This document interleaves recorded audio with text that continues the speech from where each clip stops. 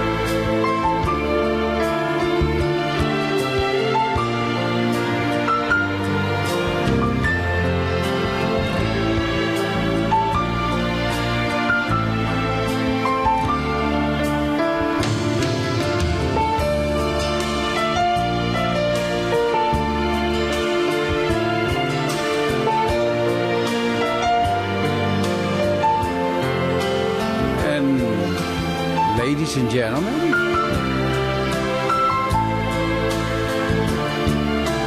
para sa ating mga tagapakinig dyan, in behalf of DJ Sky's Barangay DJ Sky, ito ang aking YouTube channel where I post usually 1-hour video segments covering anything from A to Z. And this time, I'll be sharing you my opinions, what I think about the whole thing, my unsolicited opinions about just about anything from A to Z, like I told you. This time, the topic is, what is an OFW? What does it mean to be an OFW? What are the things they don't tell you about being an overseas foreign worker?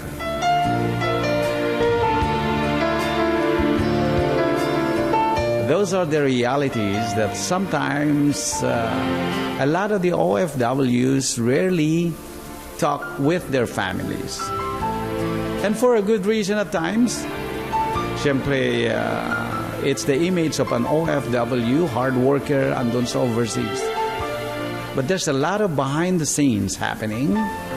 Not only dito sa Pilipinas, na iwang pamilya, but also the worker themselves doon sa ibang bansa, overseas. So there's a lot of things that are happening, but I'm going to share you some of the things they don't tell you about being an OFW.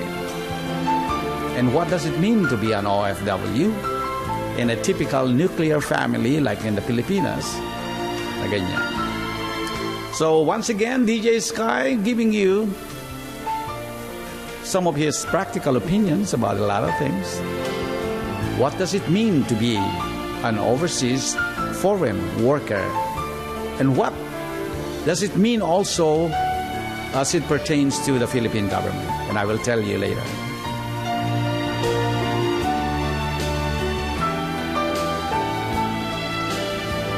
Ayan. Anyway, welcome to my Barangay DJ Sky. The topic for tonight for the next 59 minutes is what is an OFW and what does it mean to be an OFW and what are the things they don't tell you about being an overseas foreign workers. Welcome to my show, Barangay DJ Sky. This is your friend, DJ Sky.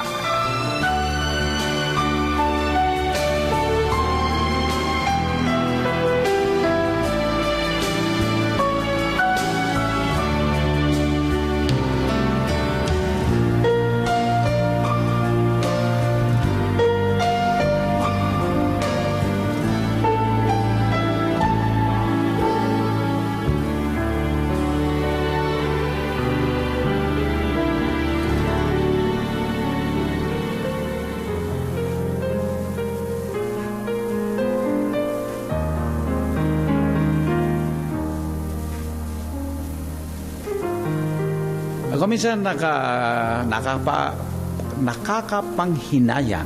Yun. You know, that's the word I was looking for. Because a lot of times, I'm sure at one time or another, meron kayong kakilala, may kamag-anak pa kayong OFW. Yeah. Now, I speak as a family that has X number of OFWs now. Now, I tell you why. I draw my opinions, my unsolicited opinions about these things. 8 kaming magkakapatid sa first nuptia.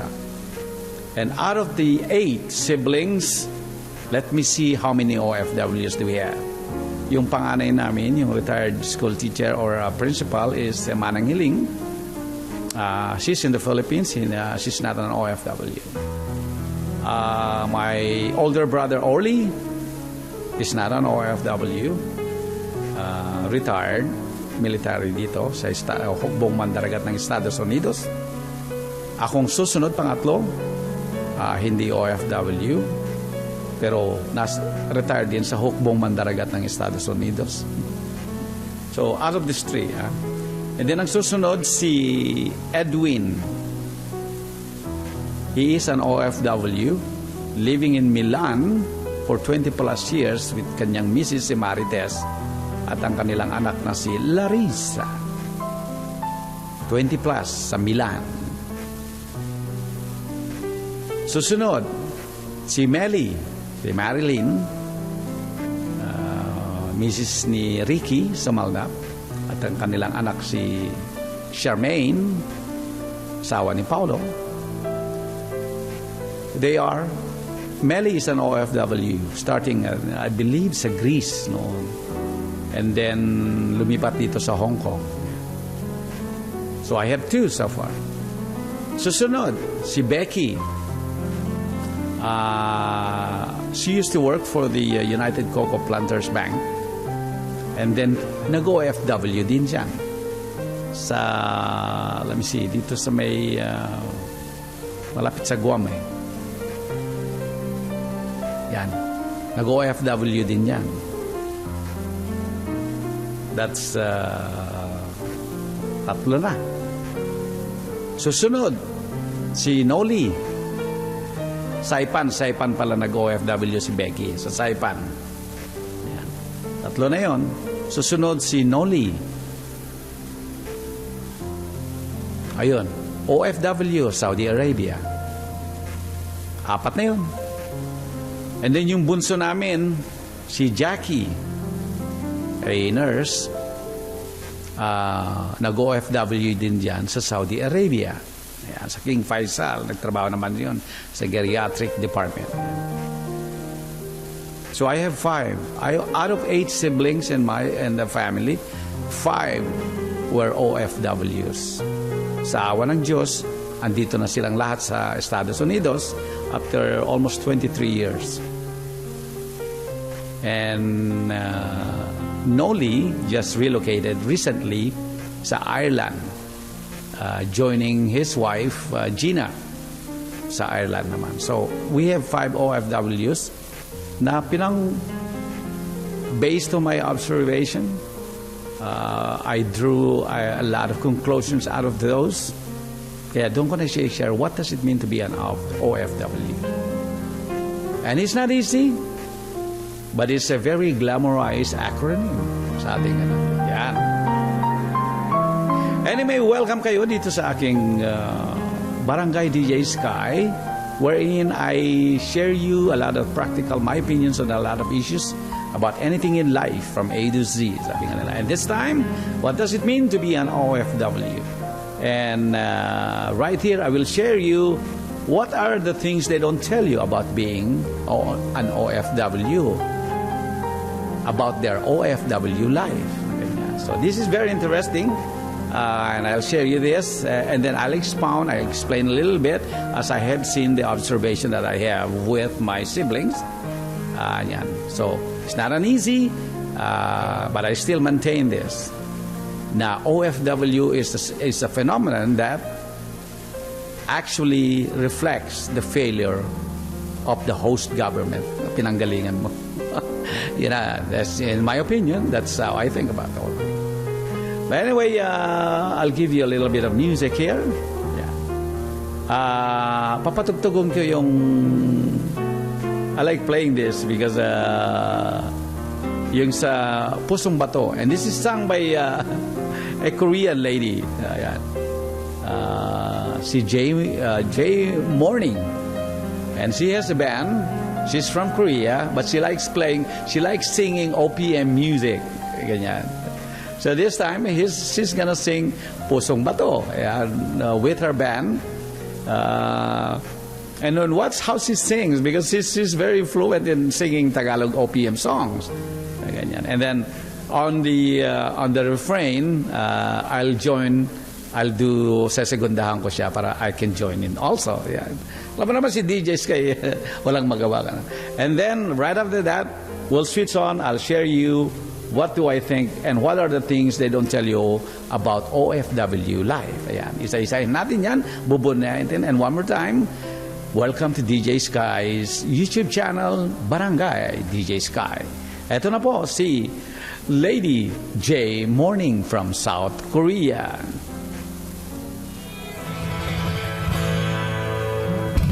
Nang ikaibigin ko, mundo ko biglang nagbago.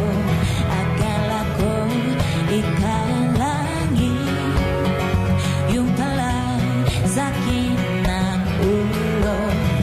Sabi mo noong sakit, kailanman di magbabago. Naniwala naman sa'yo, paglayo iniwan mo. Di mo alam dahil sa'yo ako hindi makakain, di rin makatulog, buhay ng iyong lokohin. Kung ako'y muling iibig, sana di makikatulad mo, tulad mo'y na may pusong bato. Yeah!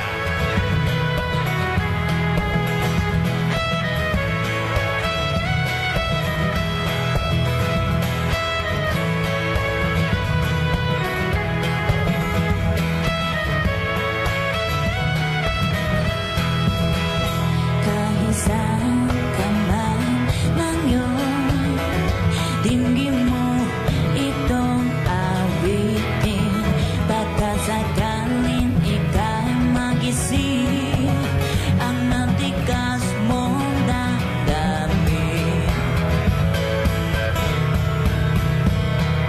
Di mo alam dahil sa'yo ako'y di makakain, di rin makatulog, buhat ng iyong lukuhin. Kung ako'y iyong inibig, sana di maging katulad mo, tulad mo na may pusong bato. One more time! Di mo alam dahil sa'yo ako'y di makakain, di rin makatulog, buhat ng iyong lukuhin. Kung ako'y muling ibig, sana di maging katulad mo, tulad mo na may pusong bato.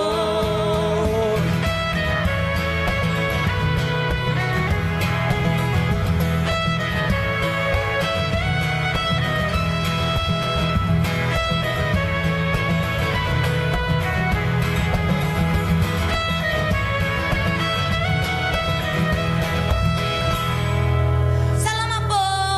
Ayan, J Morning. And one more time. How about one more time for J Morning? Ayan.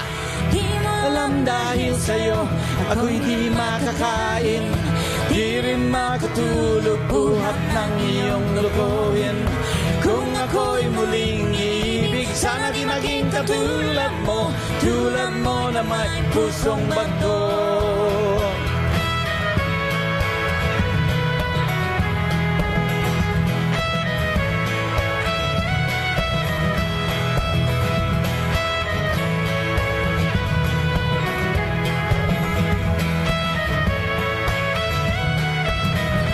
Yeah! kahisang kamay ng iyong dinggin mo itong awitin. Baka sakaling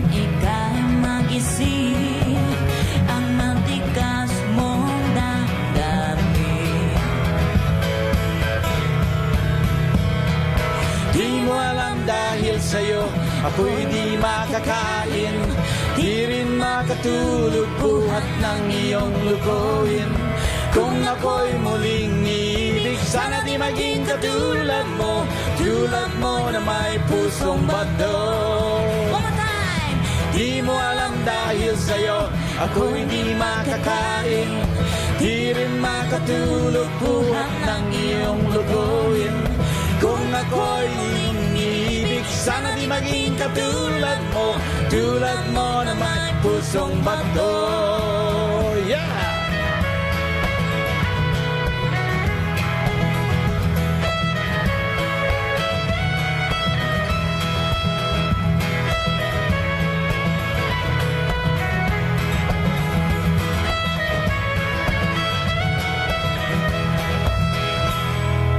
Salamat po. Ayon. What was I? Si Jay Morning from South Korea singing Pusong Bato. Ayan. Anyway, now back to the sabi ko kanina na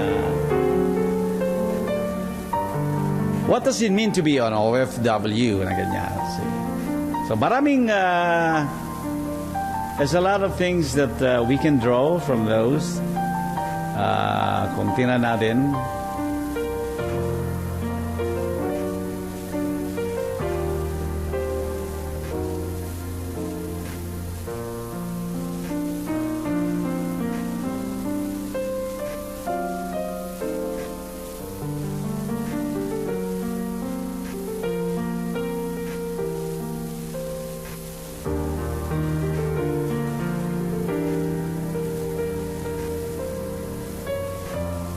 and one of the obvious resultant of being an OFW is the family separation. Diba? So kung titingnan mo, yung pagdadaanan lang ng isang OFW, just from start one, ganyan. Yung sa application process pa lang niya, that sometimes it will take a year or two, doon lang halos mauubos na ang kanyang financial resources. Kung titingnan mo, kung minsan isasanla pa yung mga ari-arian, just so meron siyang panggastos dun sa mga application papers, na ganyan. And then yung mga referral, at saka yung mga agency, alam mo naman sa Pilipinas, hindi sila nakakalakad ng kung walang agency, pupunta sila sa mga agency na ganyan. And then pag nag-apply sila sa agency, magde-deposit pa sila ng so many thousands of pesos. May sasanla, na ibebenta yung mga ari-arian na. So, bago pa lang aalis ng Pilipinas, marami na sila nagagastos, na isasanla yung whatever meager assets that they have. And then the whole family and sometimes the whole clan is banking on that person to be able to may ahon sila sa kahirapan. And the reality is, bakit sila nag-OFW? It's simply because kahit college graduate ka sa Pilipinas, you'll be hard-pressed to still find one that can really support you on a reasonable basis, especially when you have a large family. So, if you look at the OFW phenomenon na ganyan, it is very heartbreaking if you look at it. Although, ang nakikita lang natin kung minsan ay yung the glamorized na image ng OFW, living for Saudi, living for Dubai, living for Kuwait, those kind of things. Very challenging. And it's hard for that person also, that OFW himself or herself on that day na aalis siya because of all the uncertainties. And then, sasabak ng trabaho doon na yung tawag nilang 3D. Delikado, ano ba yung sabi nila? Meron silang description doon sa 3D dangerous, mga demeaning trabaho, downgrading, nakakakuan. And sometimes the local Philippine consulate is of no help to them pag nakakaroon sila ng trouble. Yeah. Bakit? So the Philippines becomes a major exporter ng mga OFWs. Na ganyan. Ang mahirap, pag nasa dayuhan, nasa ibang bansa na sila, it's very rare na may protection sila pag merong tragedy or merong misunderstandings sa kanilang employer. Yung mga iba hindi nababayaran pa ng mga ilang buwan. And you're out there floundering na umaasa lang sa tulong ng mga kapwang Pinoy at mga Pinay. Because your employer has not paid you for, like, say, a couple of 2 or 3 months. And yet, the local Philippine consulate, walang may tutulong, walang magagawa. Lalapit ka, natetenga yung problema. Meaning, andun lang yung problema, sasabihin mo, and then hindi naman na-actionan. Walang na-actionan. And sometimes you have that feeling na parang takot sila sa host country pag andun sila sa overseas na ganyan. So those are the reality, you know. A lot of times, they're not acknowledged na ganyan. And then pag alis nila ng Pilipinas, ang dami pa yung mga fee na babayaran kung ano-ano sa POEA, sa OWA, kung ano-anong mga fee dyan na halos walang katapusan na fee. And then, dealing with the recruiters also. Merong mga legitimate recruiters. Meron naman mga recruiters na fly-by-night. Those kind of things. Kapit patalim yung itong si Juan at saka si Juana. Galing ng probinsya. Unang mabunggo nila sa POEA na ali-aligid doon. Akala na legitimate na employer na recruiter. Kakagat naman sila sa patalim kasi desperate na sila. Nakaka 30 days na sila dito sa Maynila. Hindi nila alam kung makakahanap sila, nakikipagsapalan na gano'n. But that's the reality of it. Now, I'm going to give you a few here what they don't tell you about the OFW life. But these are the realities.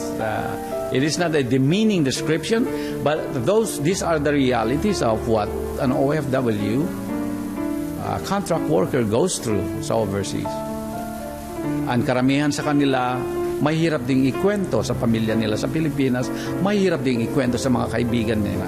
Kasi nahihiya din sila dahil pag-alig sila yung how it's glamorized yung pagka-OFW nila na ganyan. See? At ang napre-pressure pa sa OFW ko minsan, nasa village ka, yung mga umalis na kababata mong 5 halimbawa, ngayon nakapagpundar na sila, nakapagpagawa ng bahay nila na konti, magkakaroon ng pressure sa iyo in a way. Kasi ngayon, pagsasabihan ka naman ng parents mo, o ikaw Jan, ikaw Juana, ikaw Petra, o kitinan mo yung kababata mo, ayan, pumunta sa Dubai, pumunta sa Kuwait, nakapagpundar yan, nakapagbahay na sila, may karinderya na sila, ganon. Napre-pressure naman yung isa, doon kakapintang patalim kasi kung mabunggo niya mga illegal recruiters sa Pilipinas, sa Maynila, doon naman sila mabibiktima. So, just imagine all these things. And bakit umaalis ang Pilipinas? It's because what I think, in my opinion, is a failure of the government to provide all those opportunities for them to be able, pagka-graduate ng college, na may mapagtrabahoan na disente. Ang dami diyang mga college graduate, nagtatrabaho lang na kung ano-anong meager income dyan, na parang silbi, naging engineer, naging accountant, kuminsan naging nurse, wala namang commensurate na trabaho dyan. So, and then makikita nila yung mga nauna na sa Estados Unidos, nauna na sa Middle East, nauna na sa Australia, nauna na sa UK, may nangyari sa buhay nila. So those things, those are the realities. Okay, I'm gonna give you one here. Sabi nga dito number 1, the things they don't tell you about the OFW life. Number 1, it is not as pretty as it seems. Sabi nila, it is not as pretty as it seems. Yung nakikita mo na buhay ng OFW na parang nakaupo lang sila doon, parang napakaganda ng trabaho, yung parang walang kaduda-duda, walang delikada, yung delikadesa. So, nakikita nyo rin yung pinapadala ng mga balikbayan boxes, yung mga pictures nila of their travels, sa mga off nila.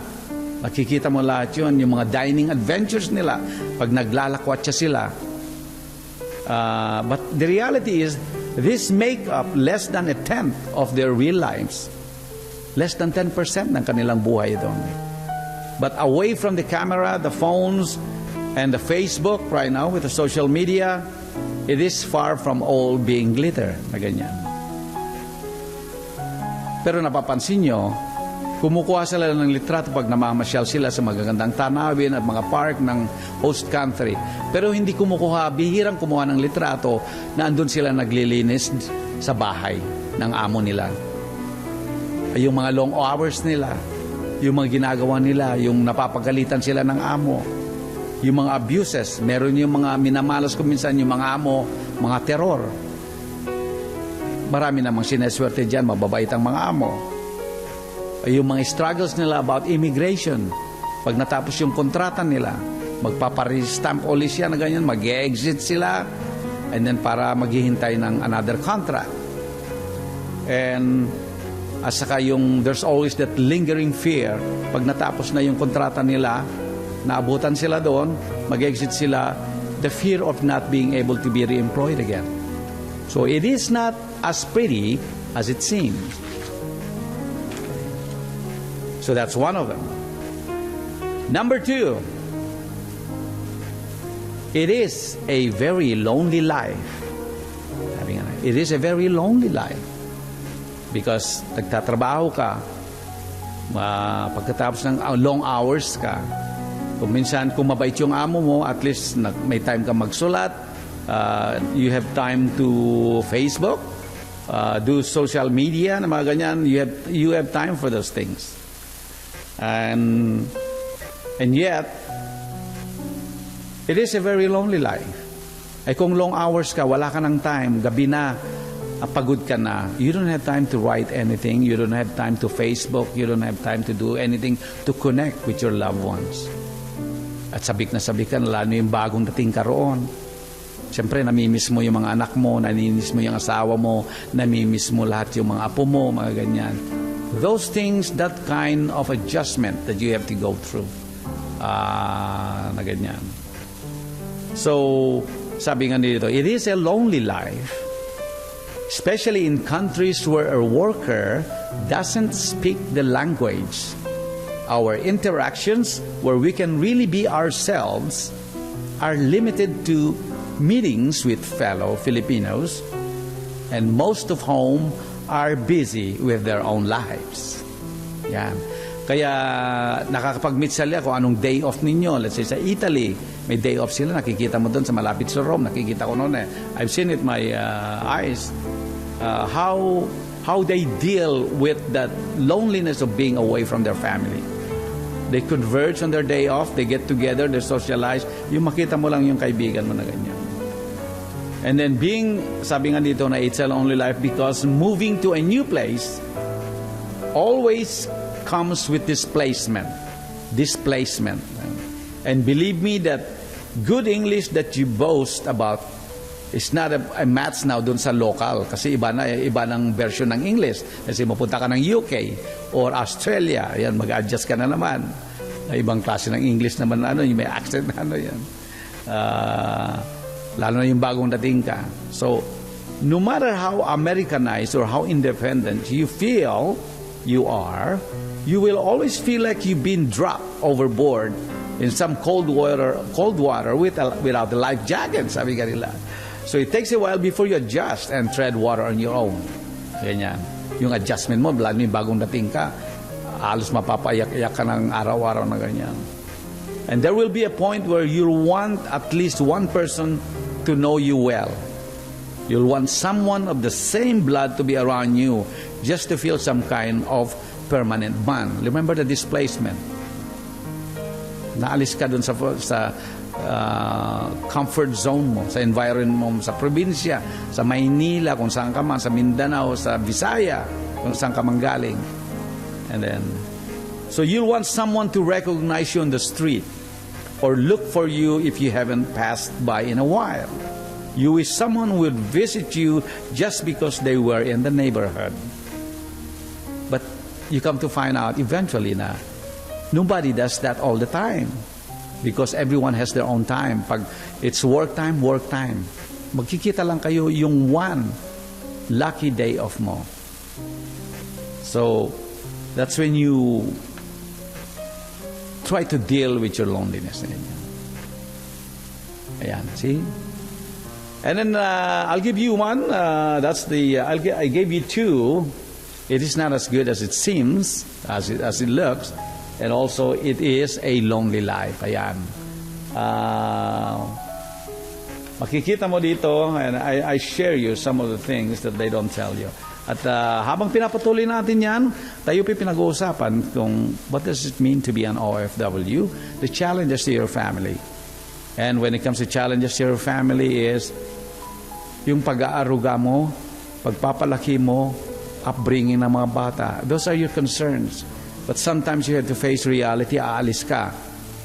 And you're hoping, you're crossing your fingers, that somehow your spouse na naiwan doon, tatay, manunanay, mga anak, mga kapatid, are able to carry on that aspirations, those wishes that you have, na sana naman alagaan ang mga kapatid nila, alagaan ang mga anak mo, at huwag nilang makakalimutan ang obligasyon nila sa Diyos. Ganyan. So you try to cling to those things while you're away, while you're dealing with your own loneliness, your own agony, and on your own realities and as an OFW.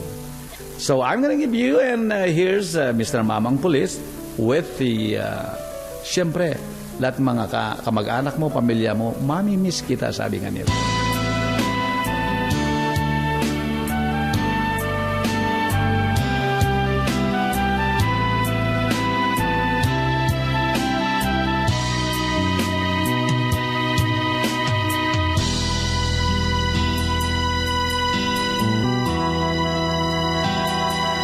Oras na naman ng aking paglayo, o kay tamis na pag-ibig ika'y hahanapin ko. Higpit ng iyakap mo, lambing at titig mo, ang maiinit mong mga halik ay nasa labi ko. O mamimiss kita, o aking sinta, mahirap man itong tanggapin, ngunit ako'y aalis na. O mamimiss kita, mahal na mahal kita, huwag kang mag-alala at ako ay babalik sa'yo, sinta. Nasa puso't isip ko ang mga alaala mo, nalulungkot, nasasaktan lagi itong damdamin ko, ngunit ako ay masaya sa idinulot mo. Wagas na pag-ibig, tunay hanggang sa dulo ng mundo. O mamimiss kita,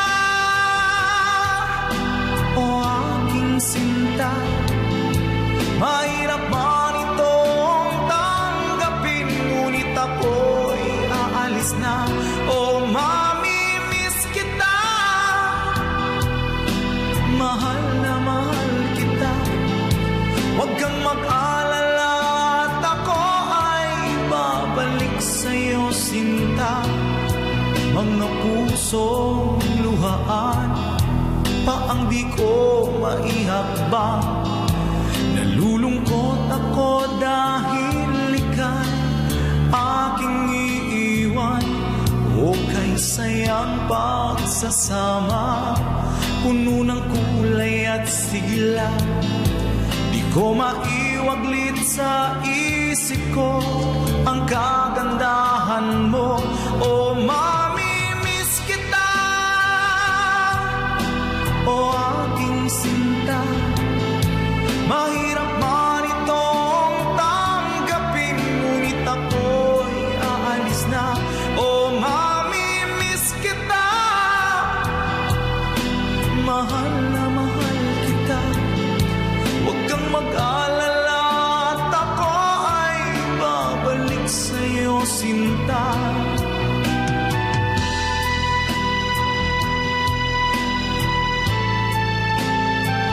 Siyempre nakikinig kayo kay DJ Sky with Barangay DJ Sky. What does it mean to be an OFW?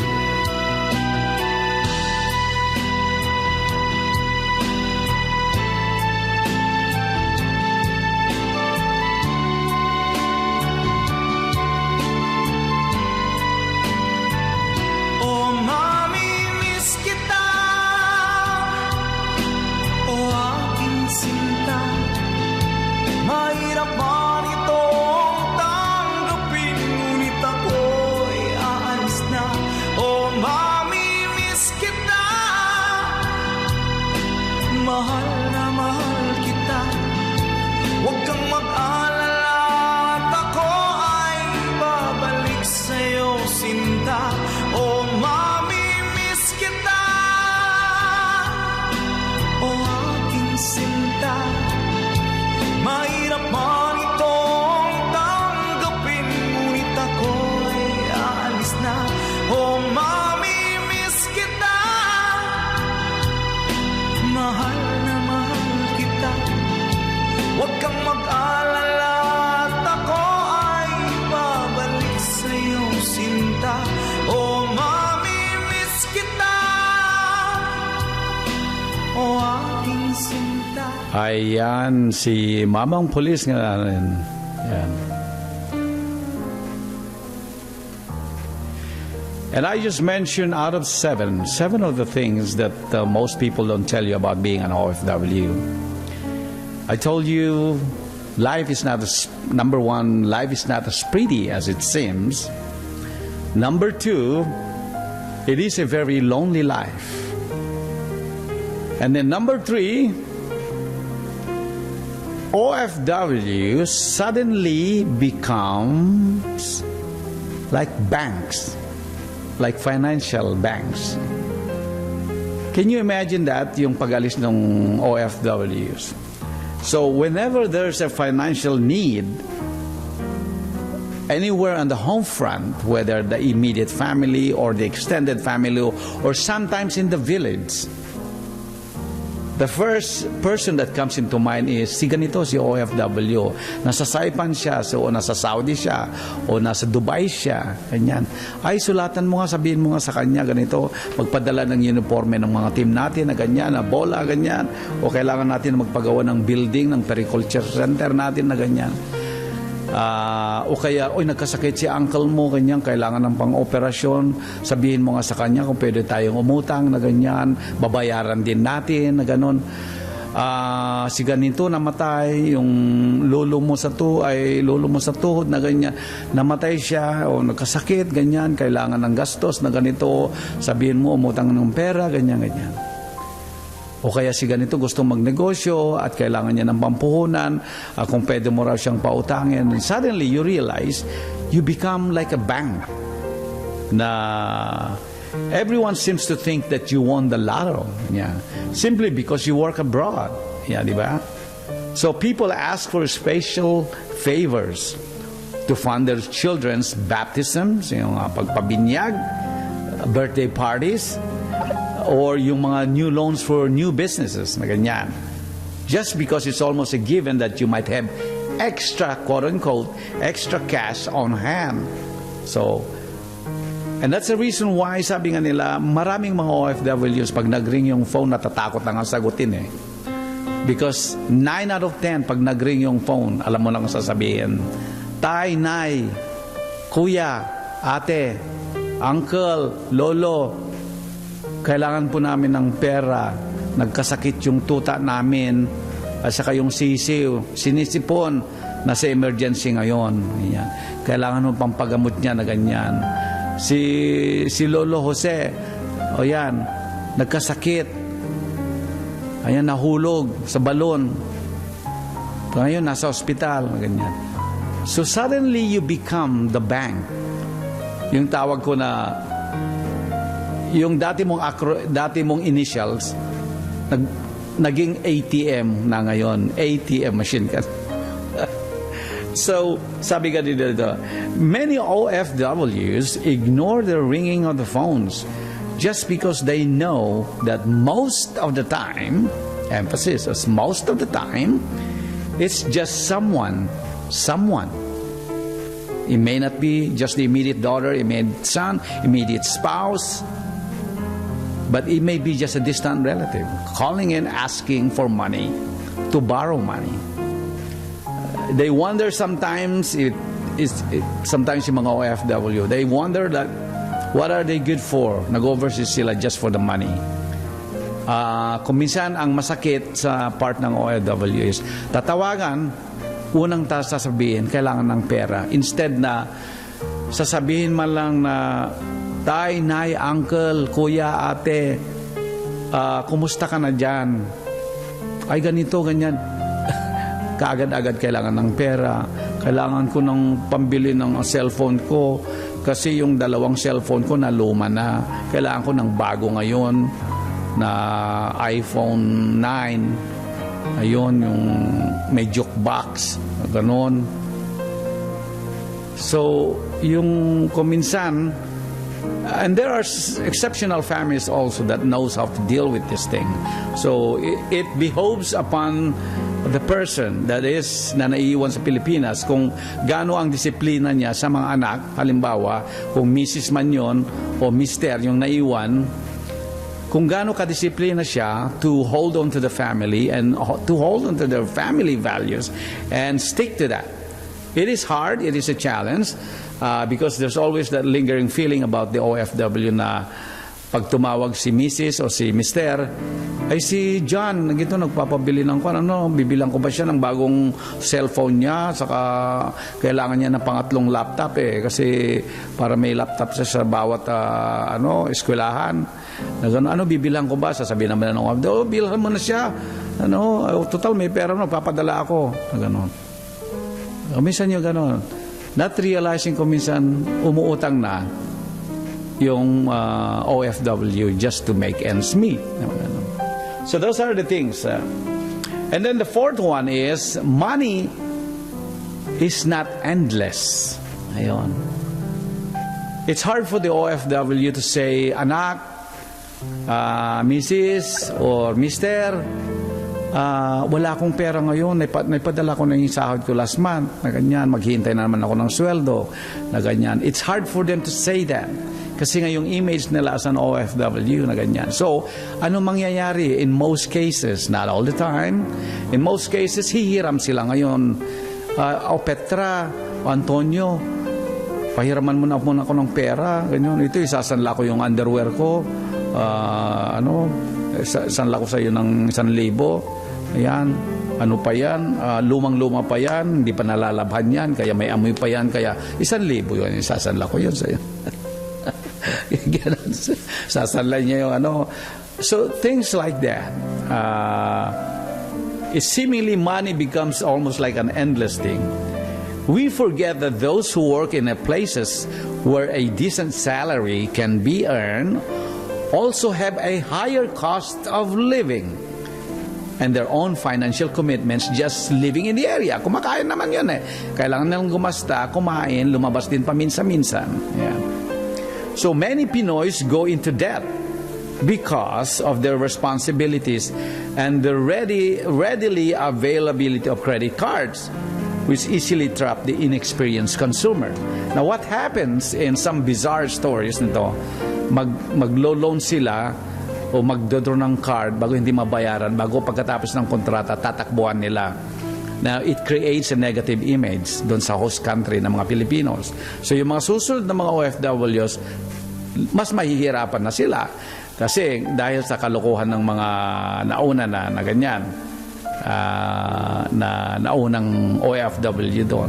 Kaya ganun na nangyari. It's like a cycle na ganyan. So, money seemingly become an endless source of finances na ganyan.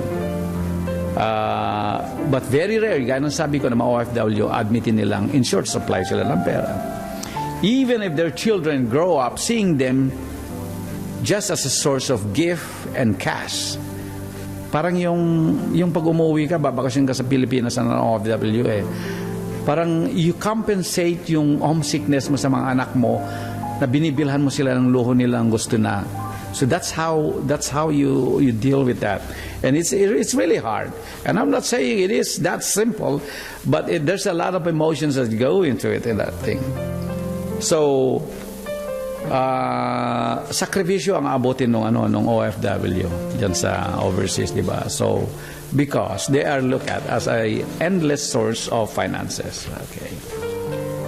So I've covered 4, and I'll bring you one more, and then I get 6 and 7 after this song. Number 5, ang OFW, especially sa Middle East areas, okay? Not so much dito sa Canada, although it may apply, pero mostly in the Middle East area na maganyan, you are always one step away from being ruined. You're tiptoeing a fine line na parang malulung ka sa problema kasi ang dami kang dumarating na problema. May sarili kang problema doon sa trabaho, yung needs mo, and then you have all this, you're bombarded by all these demands from mga pamilya mo, mga kamag-anak mo, mga extended family mo, mga village mo, gano'n. Because siyempre sabihin nila na ganyan, OFW ka, marami kang pera, ganyan. So those kind of things na you're always one step away from ruin. Sabi dito na, especially when a worker doesn't have health insurance or government protection. Each one of us is one serious illness or accident away from losing our livelihood or becoming disabled without any nearby family support to care for us. Okay, mga OFW nagkakasakit. Yung mga iba walang insurance. So kapit patalim sila na gano'n, binibilhan na lang ng antibiotic, na ganyan, instead na dadalhin sa ospital. So, yung mga iba kahit na halos hirap na hirap ng bumangon na ganyan, kailangan pa rin kasi kailangan kumayod. Those kind of things. So there's a certain psychology that goes into that thing na ganyan. It is very challenging. Lalo yung magkasakit ka, mag-isa ka doon, naiiwanan ka, lahat sila, pumasok sila, ikaw naiiwanan ngayon.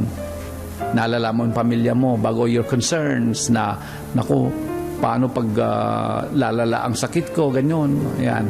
So there's bizarre stories of OFWs na inuuwi na mamatay doon overseas. And repatriation, because repatriation is only good in words. But in reality, I don't think there's a viable system of the Philippine government when it comes to repatriation of OFWs. I'll be blunt about that. Ganon, yeah. Imbes na kaaruga mo sa problema mo, ang consulate, walang nangyayari. Last ditch mong takbuhan ng problema mo, wala. Hindi kagaya ng mga ibang embassies ng ibang countries sa kanilang citizens. They feel a certain obligation to help their citizens. Sana naman, yung mga serbisyong mga ganyan ay ma-improve ng mga consulates overseas na ganyan. So there's a lot of politics in the consulates all over overseas outside the Philippines, believe it or not.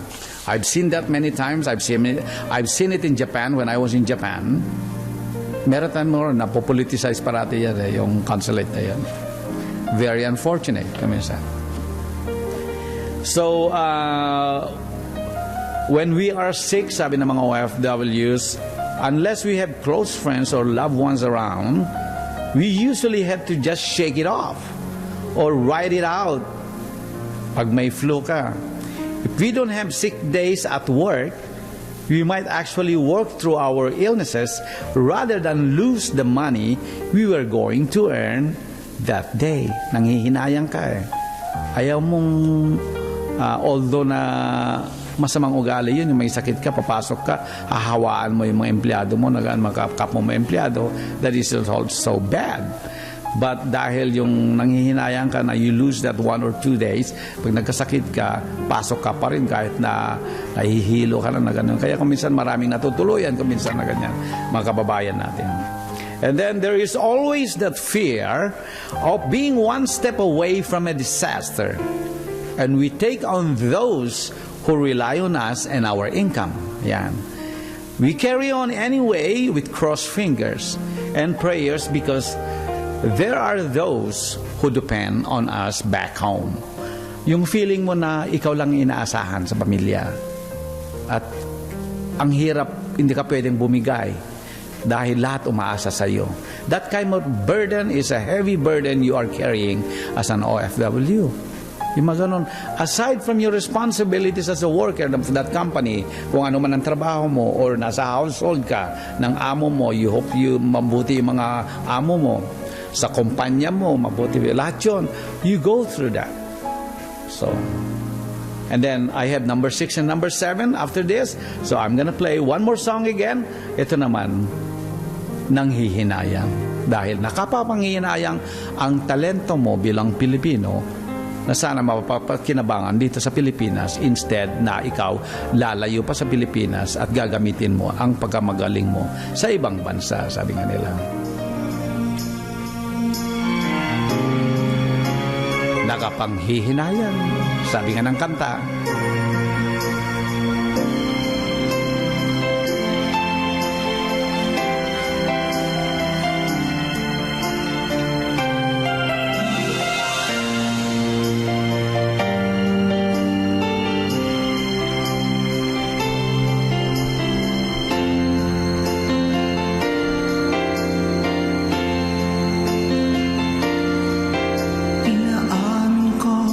Nagkamali ako. Inaamin ko, nasaktan ko ang puso mo. Iniwan ka nang walang dahilan, sumama sa iba, hindi man lang ako nagpaalam. Di man lang nagpaalam.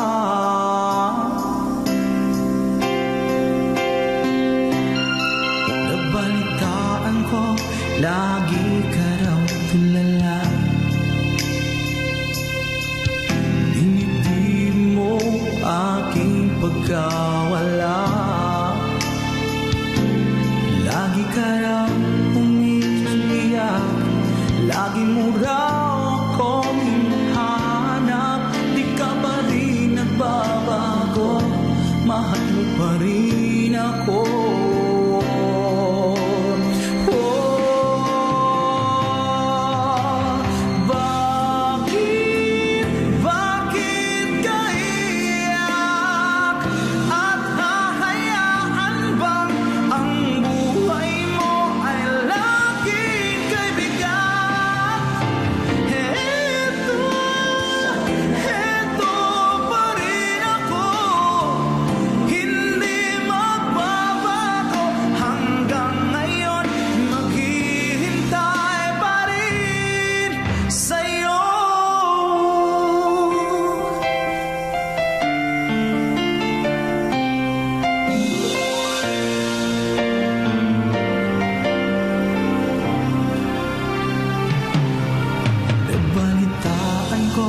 Lagi ka raw tulala. Dinibdib mo aking pagkawala. Lagi ka raw umiiyak. Lagi mo raw akong hinahanap. Di ka pa rin nagbabago. Mahal mo pa rin ako.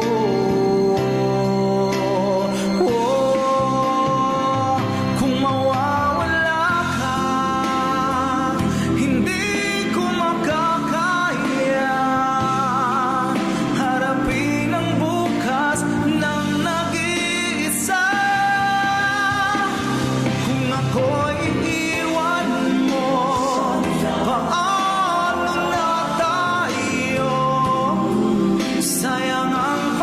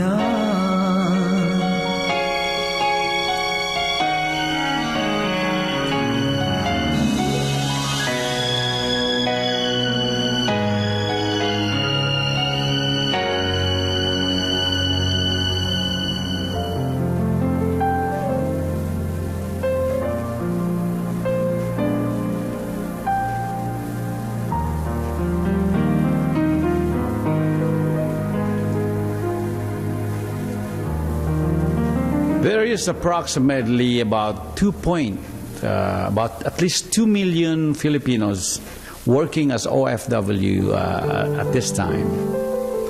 And it goes without saying, yung mga remittances nila is approximately about 25 mga remittances na track. It's about 25, at least 25 million, 25 billion dollars na ganyan.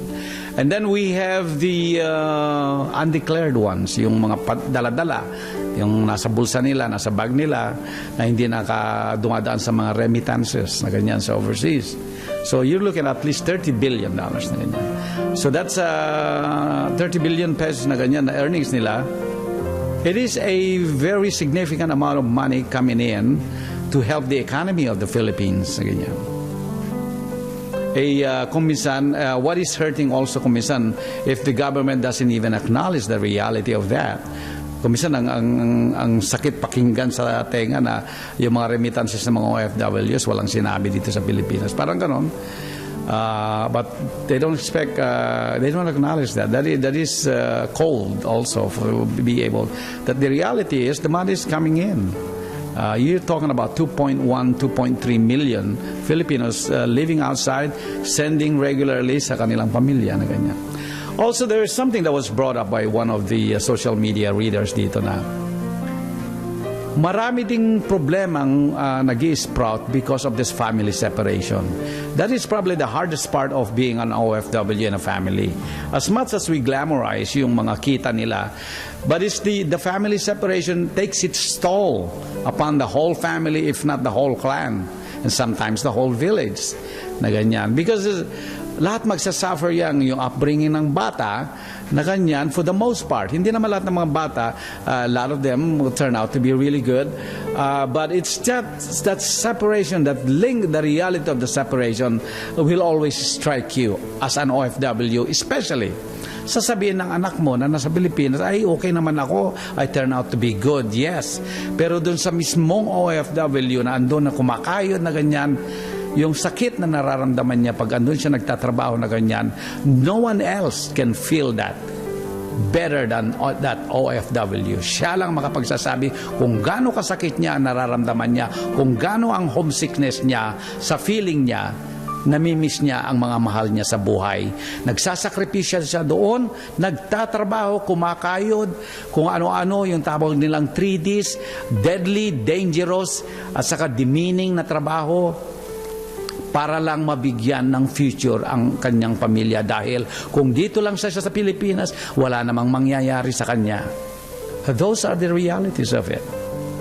So, we should not be chastising at times yung mga OFWs. They go out there to seek better future for their family, for their clan. Gaya ng sabi ko, I always say this, na ang OFW phenomenon is a reflection of the inability, the failure of the host government to provide that opportunity sa kanyang mga citizens. Kaya napipilitan ang mga citizens niyang lumabas ng Pilipinas, kahit na after college graduate sila, gamitin yung pagkatalento nila, gagamitin sa labas, dahil sa mismong Pilipinas na kinalakihan nila, kinalakihan nila, kinakapanganakan nila, nag-aral sila lahat yan, walang oportunidad. How they wish, tanungin mo ang bawat OFW, 9 out of 10 sasabihin nila, how I wish they could stay in the Philippines, na dito magtrabaho dahil hindi sila malalayo sa pamilya. Sometimes it's easy for them to say this pag yung papaalis pa lang sila, ano, makakaya ko yan. But yung first 30 days, pagdating nila doon, kung saan man sila, that is the hardest part of it. Napakasakit yung feeling mo being away from your family.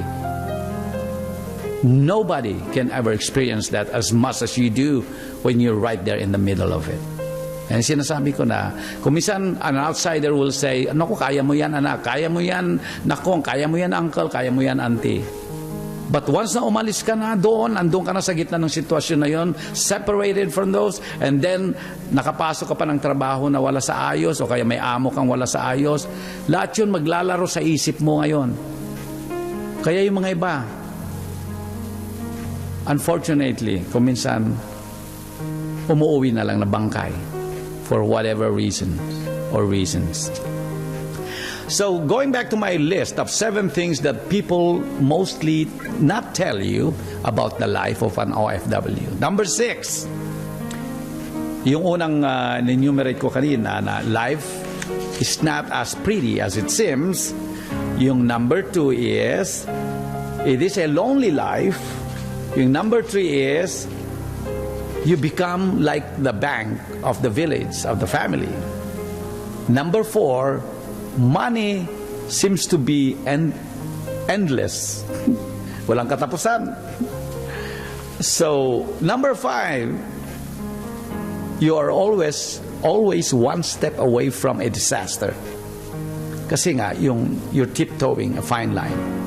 Wala ka nang iniiwan sa sweldo mo. Let's say, ang sweldo mo is $1,400 halimbawa.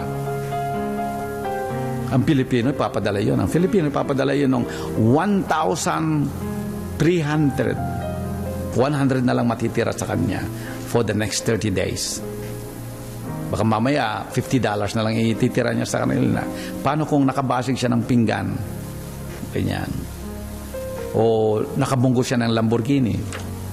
Nasa Kuwait siya. Ganyan. O nasa Dubai siya. Anyway, number 6 and number 7, it's coming up.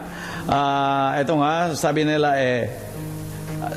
when yung sinasabi ko na it's easy to say until you're right in the middle of it. Yeah, na ganyan. Let me see, nanghihinayang. Ito naman. Number 6 is, you wish you could give it all up and just go home. Yun yung sinasabi ko na, pagpapaalis ka pa lang na OFW, malakas ang loob mo. At saka yung mga pamilya mong umaasa sa iyo, sasabihin naman, kaya mo yan, Uncle, huwag mong kalilimutan yung sapatos ko, Uncle, yung yung kotse ko, huwag mong kakalimutan, bibilan mo ako, yung Uncle, yung aeroplano ka, papadala ka, bibili ako ng aeroplano ko, ganyan, yung Lamborghini ko, Uncle, ganyan, yung television ko, Uncle. Hindi ka pa nakakaalis. I know sometimes they say it in a way na parang naglalambing. But the burden of that, when you leave that place, you leave the NAIA, the Filipinas, and then you go to your first country, marirealize mo na it's so much heavy burden you're carrying. Kasi ang dami, yung buong village umaasa sa iyo, hindi lang yung immediate family. So, you wish you could give it all up and just go home, sabi dito. Every OFW comes to a point where he or she just wants to drop everything and just go back home. Sometimes the sacrifices, the loneliness, and the challenges are simply too much to make up for being away. Yun yung sinasabi ko na hindi pa niya masyadong nararamdaman until yung first 30 days niya doon.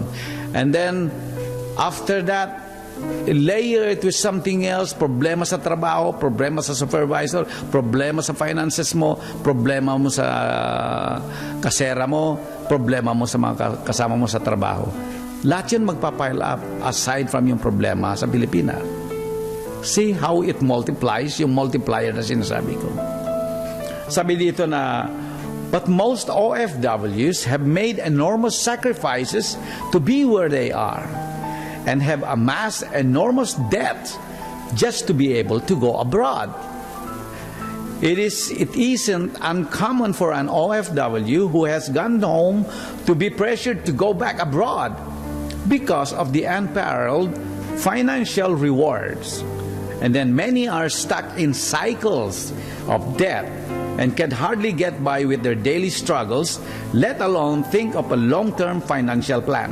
Yun sinasabi ko na palis pa lang ng Pilipinas, naisanla na yung mga nila, ari-arian nila, yung lote nila, yung baka nila na ganyan. Banking on you as the OFW to tide them from that misery of being less affluent. Yan, sa hirap ng buhay na ganyan. So each OFW is thought of by their families and even their extended families as a savior. And it's very difficult to give it all up and let everyone down just because they are tired. Yun sinasabi dito na pagod ka na, Dahil yung hindi nila nakikita yung hirap mo, pag umiiyak kang mag-isa doon, at sa kalungkutan, dahil homesick ka, bago ikaw tatawagan ka lang, ang sasabihin lang magpadala ka ng pera dahil kailangan mo ng pamatrikula, o kaya kailangan ko ng bagong sapatos, o kailangan ko ng bagong motorsiklo. Not even asking that simple question na kumusta na po kayo dyan, sana nasa mabuting kalagayan kayo, sana nakangiti naman kayo, ganyan-ganyan. Unang sasabihin sa'yo, yung pera. So it is really hard. Okay, number 7, last but not least, is there's no place like home. Every Filipino who has been displaced and is stuck in cycle of work and sleep long for a return to simplicity and the lack of huge financial expectations. There's that yearning after you've been away as an OFW for 20, 30 years to just live a simple life. And just go back home to the Filipinas, retire in the farm, have your bahay kubo doon, may isa kang nuwang, and then just live a simple life. For those who left the children behind, no amount of money can replace that lost time. Yung pagkawala mo sa pamilya na ganyan. They do what they can and what needs to be done for everyone else to survive. It is hard to admit, sabi nga na, that it isn't always better on the other side. But the more we realize what is at stake when our friends and loved ones leave the Philippines for a better life, it is important for us to see whose life is actually better and what cost is it to the relationships, to the families, as well as the long-term financial stability if they are not careful. See? Yung sinasabi ko na kagaya ng nangyari sa Syria, sa Libya, nagkaroon ng repatriation, nagkagulo, nagkaroon ng giyera, ay yung mga iba humingi pa ng pera sa Pilipinas para meron silang pamasahe pa uwi na ganyan. It is very tragic at times. It's very sad. Again, this is your DJ Sky, and the reality of being an OFW is not as easy as it may seem. Ang sinasabi ko kana, I enumerated the 7 things that most OFWs never tell you about their life. Number 1, it is not as pretty as it seems. Number 2, it is a lonely life. Number 3, OFWs become like a bank, ATM machine. Then money is endless. Never ending ang hingi na sa iyo na ganyan. Number 5, you are always one step away from a disaster. Because ngayong lahat na ipapadala mo yung pera mo, bago yung trabaho mo napakadelikado, o kaya wala kang insurance, life insurance, wala kang health insurance. Ganyan. Number 6, you wish you just give it all up and just go home. And then number 7, there's still no place like home. Yeah. And that is the true life. Some OFWs may or may not acknowledge those things for a lot of reasons. But the reality of it, whether you are a nurse, you are a domestic helper, you are a mechanic, you are a driver, or you are a simple company employee out there working overseas, it is pretty much a very challenging career to be able to be out there working hard for all these years, taking chances, the loneliness, being away from your family, and at times sacrificing your own career, staying there for 20, 30 years, and then come home at times and still back to zero. And you hope that all your sacrifices have its positive influence sa pamilya mo, sa mga anak mo, sa mga spouses ninyo, sa mga kamag-anak mo, sa village mo. Kaya, siyempre, yan ang inaano natin. Kaya nang sabi ko, after everything is said and done, there's no place like home. Kahit sa amin sa Estados Unidos, namimiss mo yung Pilipinas. mamimiss mo pa rin no matter what. Like me, for one, coming here, I've been here for about 40 plus years now. Coming here back in 74. Was that 74? Yes, 74. Coming here in 74. And it has been so many years now. And time and again, the yearnings of being at home, doon ka lang, nakasakay sa aking kalabaw, doon sa bukid. It's a very simple life. It might rain, it may rain time and again, but you have fresh fruit, you have fresh meal, no GMO, genetically modified organisms, panay fresh seafoods, ganon. It's a very simple life. And I think we all look forward to those things, most of us. Ganyan. And someday, whether you are an OFW, you are a PhilAm, there's still no place like home. Kaya sabi nga nila, siyempre, pag-retire na natin sa Pilipinas, basta't kasama kita, happy na ako. Sabi nga nila, di ba?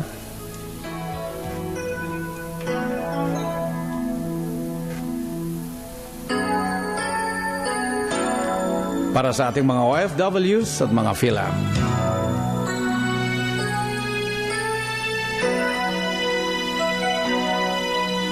Sa tuwing tayo'y magkakalayo, hindi matahimik ang puso ko. Bawat sandali hanap kita, di mapakali hanggang muling kapiling ka. Dahil kung ika'y makita na, labis-labis ang tuwa na darama. Magis na lamang ang kislap ng iyong mata. Kahit ano pa ay kakayanin ko na. Basta't kasama kita, lahat magagawa. Lahat ay maiaalay sa'yo.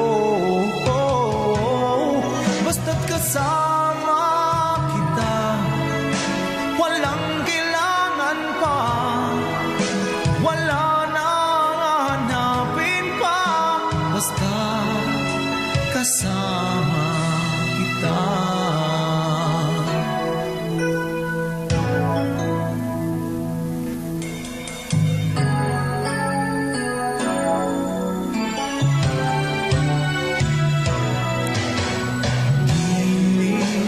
Sana ay ikaw na nga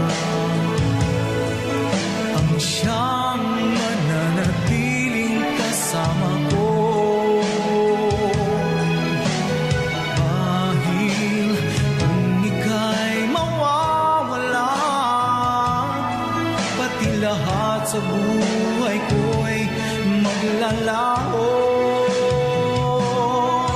At kasama kita, lahat magagawa. Lahat ay maiaalay sa'yo. Basta't kasama kita, walang kailangan pa, wala nang hanapin pa. Basta kasama kita.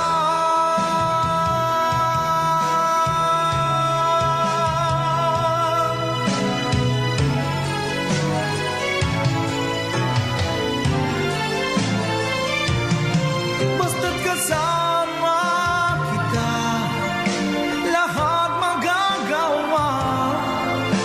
Lahat ay maiaalay sa'yo. Basta't kasama kita, walang kailangan pa, wala nang hahanapin pa. Basta kasama kita.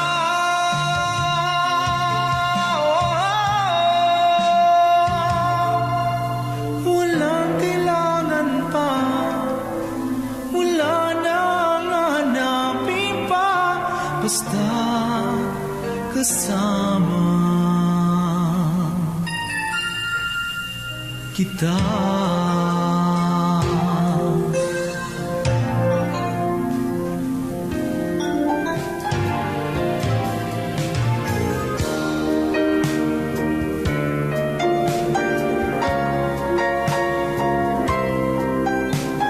As a reminder for all the overseas foreign workers or overseas contract workers, don't forget to vote sa mga inaakala niyong kandidato na makapagbibigay ng pag-asa at makakatulong sa inyong pamumuhay for the changes that you seek, you know. At as you can tell naman si DJ Sky, out of those 5 candidates running for the office of the President and Vice President, my advocacy is for you, the voters, to be out there and use your right as a voter na bumoto ron. Gamitin ninyo, whether you're an absentee voter or you are sa Pilipinas, bumoto kayo. Iboto ninyo yung inaakala ninyong makakatulong sa buhay ninyo. Ganyan. Hindi dahil bumoboto kayo dahil yung partido ganito, ganyan, o nape-pressure kayo na ganyan, o kaya binibigyan kayo ng pamerienda. Ganyan. So anyway. So again, thank you for tuning in to aking programa dito na Barangay DJ Sky, aking tinutukan. The things that a lot of people never tells you about OFW sa pamumuhay nila, the 7 things na minention ko kanina. Yung hirap, yung sakripisyo nila na ganyan. Para naman sa inyong mga anak dyan, na sana naman ay hindi nasasayang ang sakripisyo ng mga parents ninyo na ganyan. Ayan. Kaya I hope that the sacrifices of the OFWs and the OCWs are not in vain for all you, especially the kids going to school. Na ganyan. Gamitin ninyo ang opportunity ninyo na pag-aral whenever you can. Because sa mga sacrifices ng mga OFWs, whether they are your parents, your brother or your sister, your uncle or your aunties, means a lot to that person, lalo na yung OFW. Kahit nagsasakripisyo sila doon, I hope na bigyan nyo rin ng importansya yung kanilang pagmamalasakit, lahat ng hirap nila sa buhay na ganyan. Because it is not easy being an OFW. It is a sacrifice. It is our hero. As much as they are marginalized, sometimes by our own government, because they don't have the opportunities to be able to use their talent, their profession in our own country. Very unfortunate. But somehow, they took the courage to go out of the country and deal with life because they have better chances to do that. Just for the sake of their family. Again, salamat sa mga nakinig sa aking DJ Sky and what it means to be an OFWs. Sa ating mga OFWs, salamat po sa inyong mga sakripisyo sa mga pamilya ng mga OFWs. Salamat din sa pagmamalasakit ninyo. At kung kayo naman ay kinukulang, sana naman ay mahanapin nyo rin ang tamang landas para mabigyan ng importansya ang pagmamalasakit ng inyong sariling OFW. Once again, DJ Sky, sasabihin niya, mabuhay kayo mga kapatid nating OFWs. God bless you all.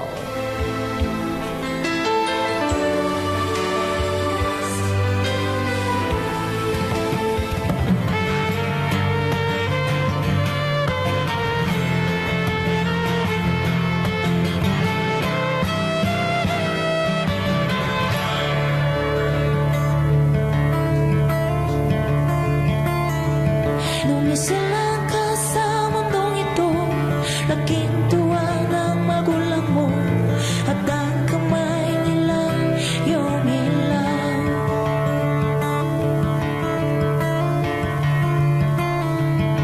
At ang nanay at tatay mo'y di malaman ang gagawin, minamastang pagtipatulong mo.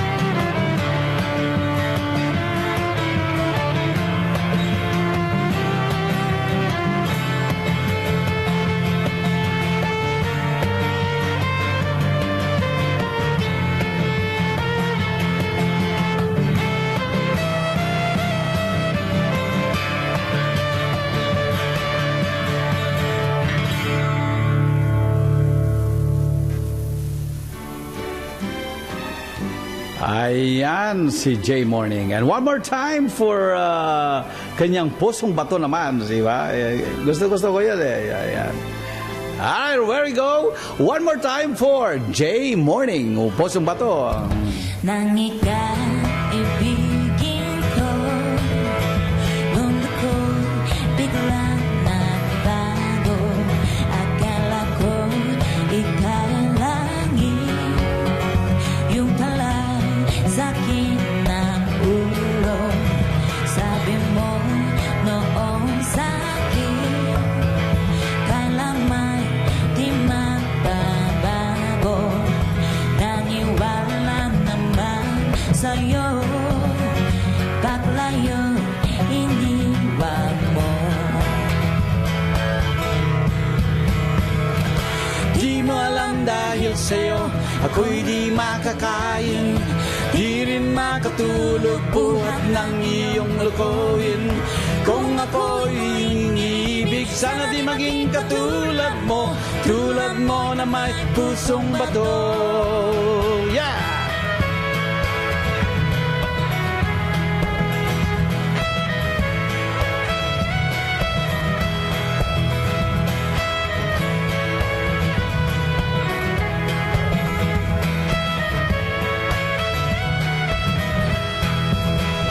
Kahit saan ka man Yeah! tingin mo itong awitin. Pagkasagaling ika'y mag-isip ang matigas mong damdamin. Di mo alam dahil sa'yo, ako'y di makakain. Di rin makatulog buhat ng iyong lukuhin. Kung ako'y huling ibig, sana di maging katulad mo. Tulad mo na may pusong bato. One more time! Di mo alam dahil sa'yo, ako'y di makakain. Di rin makatulog buhat ng iyong lukuhin. Kung ako'y muling ibig, sana di maging katulad mo. Tulad mo na may pusong bato. Yeah! Yeah! Kayo nakikinig kay DJ Sky with my barangay, DJ Sky. Featuring J Morning, pusong bato. Salamat po! And one more time for J Morning. Dahil sa'yo, ako'y di makatulgin. Di rin makatulog buhat ng iyong lukuhin. Kung ako'y iniibig, sana di maging katulad mo. Tulad mo na may pusong bato. Yeah!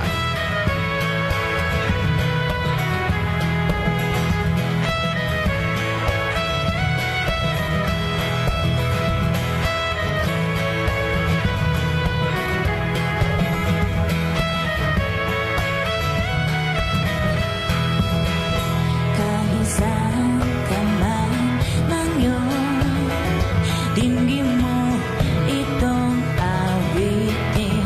Pagkasagaling ika'y mag-isip ang matigas mong damdamin. Di mo alam dahil sa'yo, ako'y di makakain. Di rin makatulog buhat ng iyong lukuhin. Kung ako'y muling ibig, sana di maging katulad mo. Tulad mo na may pusong bato. One more time! One more time! Di mo alam dahil sa'yo, ako'y di makakain. Di rin makatulog buhat ng iyong lukuhin. Kung ako'y muling ibig, sana di maging katulad mo.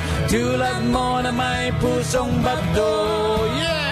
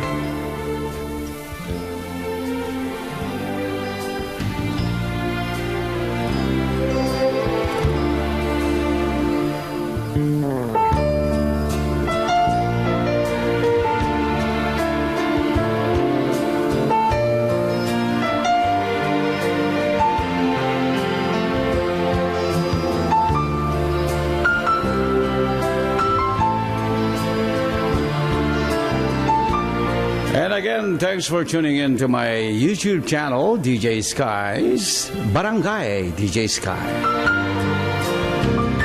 And I thank you for patronizing my video on demand videos. And this time, as I cover what does it mean to be an OFW,